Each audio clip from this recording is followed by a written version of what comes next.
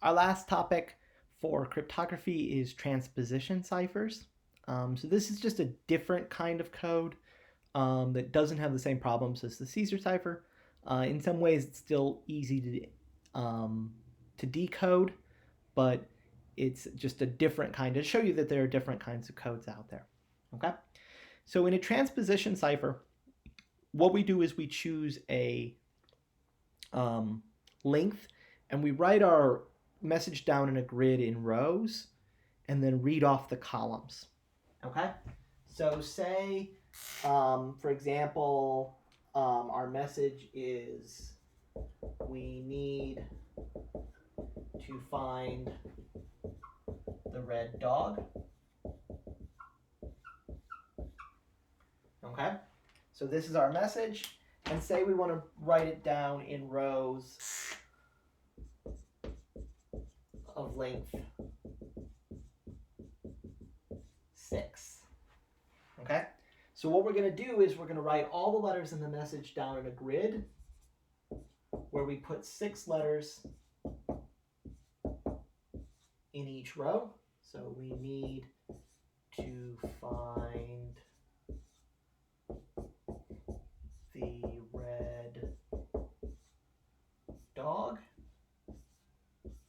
Okay, so we took 6 letters in each row. Notice we've got a few spaces left at the end. We need to kind of fill those in with something.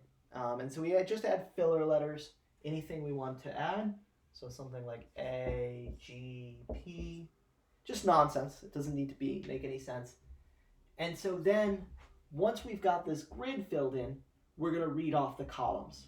And so our encoded message is going to start out with W, T, T, D, E, O, H, O, N, F, E, G, the third column, E, I, R, A,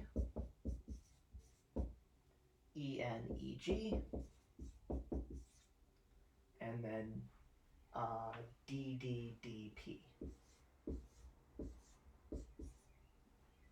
Okay? And so you get this message that's completely encoded. W, T, T, D, E, O, H, O. Doesn't make any sense. To decode a message, we're going to reverse the process. And so that means that we need to write things down in columns. So like we would take the first 4 letters, write them down in a column, then the next 4 letters, write them down in a column, and so on and so forth. Okay? So let me show you an example of that, how to decode something like this in a transposition cipher. So in a transposition cipher, just like with a Caesar cipher, you needed to know what the shift was. In a transposition cipher, you need to know what the row length was. So say you're given the message INIHR CONET ATDT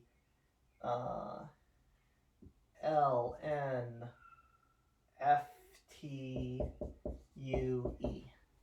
I hope I got all of that right. And say you're told that this was encoded in rows of 4. Okay? So we know that it was encoded in rows of 4. What we need to do now, though, is we need to figure out how many were in each column, right? Because if we're going to decode this message, we need to write it down in columns and then read the original message off the rows to reverse what we did before. So if it was encoded in rows of 4, how many letters in each column? Well, first you need to count how many letters there are here. So 1, 2, 3, 4, 5, 6, 7, 8, 9, 10, 11, 12, 13, 14, 15, 16, 17, 18, 19, 20. So there are 20 letters. So if there are 4 in each row, there are 5 in each column. Right? 5 times 4 equals 20. You just divide by the number in each row to get the number in each column.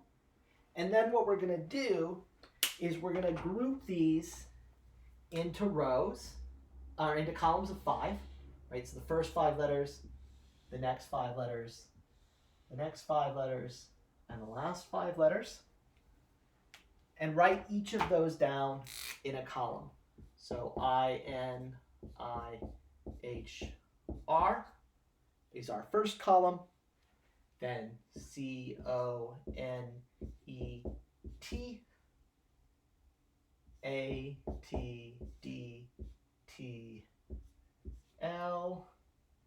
and FTUE.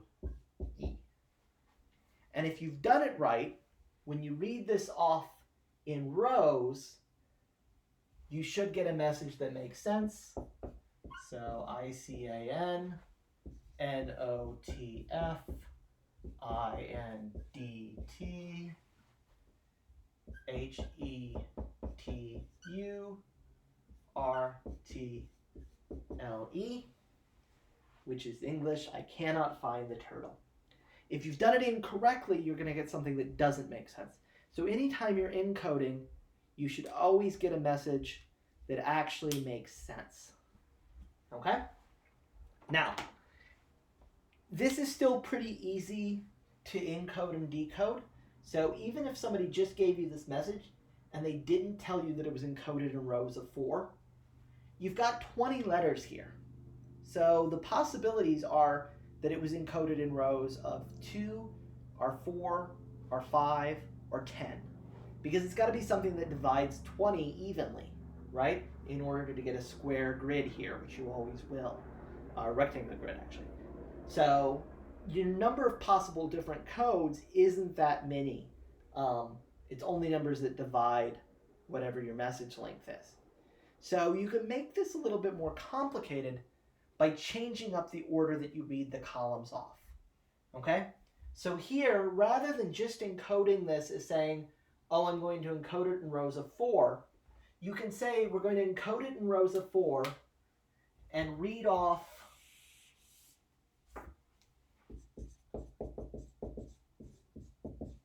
columns, say 3, then 2, then 1, then 4.